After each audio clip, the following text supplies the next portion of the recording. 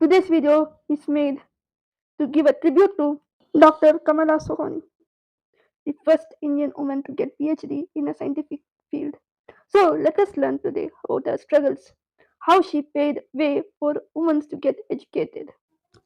Dr. Kamala Sohonie was the first woman to join the prestigious Indian Institute of Science. She was a biochemist who completed her PhD at the University of Cambridge on cytochrome C in 14 months. She continued her research after returning to India, where her work focused on developing health and affordable dietary supplements such as NIDA, which won her the Rashtrapati Award. Dr. Sohoni was the first female director of the Royal Institute of Science in Bombay. She died in 1998 after being honored by the Indian Council of Medical Research. So, this was just a brief introduction on her. So, let us now learn about her life story. Dr. Kamala Sohoni was a biochemist born in Indore, Madhya Pradesh in 1930. She hails from a family of well-respected chemists, following in her father's and uncle's footsteps. Sohani pursued graduation in chemistry and physics from Bombay University in 1933. She is the first female to be inducted into the prestigious Indian Institute of Science.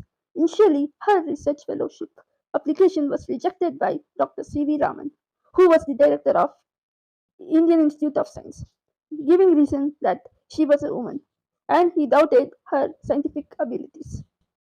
Dr. Kamala responded to the rejection by holding a satyagraha outside Professor C.V. Raman's office, which persuaded him to grant her admission, but with some stipulations.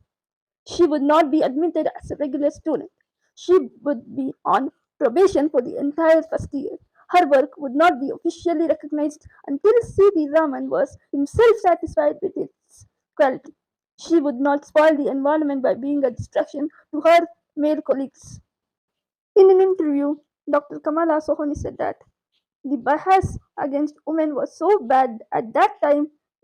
What can one expect if even a Nobel laureate, Sir Raman, behaves in such a manner? Although admittedly humiliated by them, Kamala agreed to the terms, thus becoming, in 1933, the first woman to be admitted into the institute. She would later say, though Raman was a great scientist, he was very narrow minded and can never forget the way he treated me just because I was a woman. Even then, Raman didn't admit me as a regular student. This was a great insult to me. The bias against women was so bad at that time. What can one expect if even a Nobel laureate behaves in such a manner? Also, after a year, many women got their admissions to the institute. Dr. Kamala's mentor at the IISc was Sri Srinivasaya. During her stay there, she worked on protein in milk, pulses, and legumes, a subject that was especially significant in the Indian context. Her dedication and research mentor influenced Professor Raman's decision to let women into the IISc a year after she completed her MSc degree with distinction in 1936. In 1937, Sohoni got a research fellowship to pursue her PhD at the University of Cambridge in a record 14 months. She completed her thesis work on cytochrome C, which is an enzyme responsible for energy generation. After coming back to India, Kamala Sohoni continued her research work on developing health and affordable dietary supplements. She also was a supporter of Mahatma Gandhi. She wanted to come back to her country and contribute to the nationalist struggle.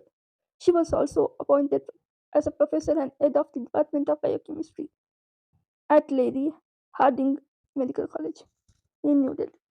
Later, she worked at the Nutrition Research Laboratory, Connor, as assistant director, focusing on the effects of vitamins. She married MB Sohoni, an actuary, in 1947 and moved to Mumbai. She joined the Royal Institute of Science as a professor in the Department of Biochemistry and worked on the nutritional aspects of legumes. Her eventual appointment to the position of the director of the institute is believed to have been delayed by 4 years due to existing gender bias in the scientific community. Dr. Kamala started work on Nira, sap extracted from the inflorescences of various species of toddy palms, on the suggestion of the President of India, Rajendra Prasad. She found significant quantities of vitamin A, vitamin C, and iron in the drink, and that these elements can survive concentration of Nira into palm, jaggery, and molasses.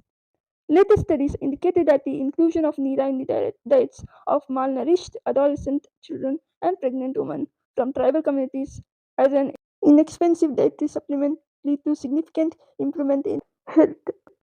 Dr. Kamala was an active member of the Consumer Guidance Society of India. She was elected president of the CGSI for the year 1982 to 83 period, and she also authorized articles on consumer safety for the organizational magazine called Kimat.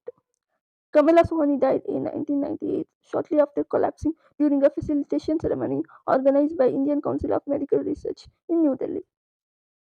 Dr. Sohonie was awarded the Rashtrapati Award for her work on Neela, a source of vitamin C that has been proven to improve the health of malnourished children and pregnant women. Apart from many of her achievements, she holds the record for the first female director of the Royal Institute of Science in Bombay. Dr. Kamala was truly an inspirational person for everyone, especially for women.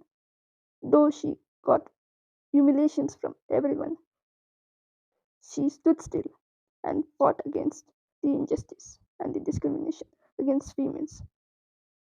So, this was a brief life story of Dr. Kamala Sohonie. So, if you like my video, then please subscribe to my channel and support me. Thank you, guys.